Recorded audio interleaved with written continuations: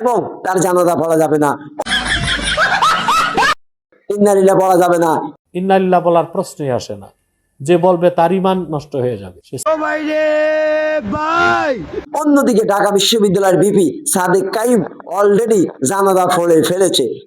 ভাইরে ভাই, এটা বাংলাদেশ, কোনো অবস্থাতে আমাদের বাড়াবাড়ি ছাড়াছাড়ির শেষ নাই। কিন্তু the Muslim world feels sad for Ayatollah Khamenei, অথচ বিশ্ব মুসলিম আয়াতুল্লাহ খামেনির জন্য আফসোস করতেছে। Ayatollah Khamenei did not for give in to falls. বলা হচ্ছে আয়াতুল্লাহ খামেনি একমাত্র নেতা যিনি আত্মসমর্পণ অর্থাৎ মাথা নত করেন নাই। Ayatollah Khamenei may have a different believe but he is oppressed. বলা হচ্ছে আয়াতুল্লাহ খামেনির আকীদা ভিন্ন হতে পারে, কিন্তু সে মাজলুম।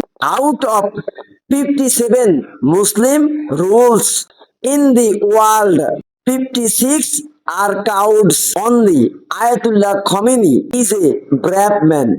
বলা হচ্ছে 57টা মুসলিম শাসকের মাঝে 56টা মুসলিম শাসকই আজকে ভীতু কাপুরুষ। এখন প্রিয় ভাইয়েরা, আমাদের কথা হলো বাংলাদেশের সবকিছু নিয়ে বাড়াবাড়ি হয়, ছাড়াছাড়ি হয়। আয়াতুল্লাহ খামেনি শিয়া আকিদার, আমরা মুসলিম আকিদার। ইসলামের অনেক কিছু তাদের সাথে আমাদের মত পার্থক্য আছে, কিন্তু এটাও তো সত্য, পৃথিবীর কোন একজন বিধর্মীয় যদি অন্যায়ভাবে মাজলুম হয় অথবা তার উপরে জুলুম হয়, তাহলে সমস্ত মানুষ, সমস্ত মুসলমান সহ মানবতার কারণে সবাই আফসোস করে। আর তারা মুসলিম, হয়তো শিয়া মুসলিম, আকিদাগত পার্থক্য, কিন্তু তার জানাজা পড়া যাবে না এবং তার মৃত্যুতে ইন্না লিল্লাহ বলা যাবে না এবং তাকে শহীদ বলা যাবে না।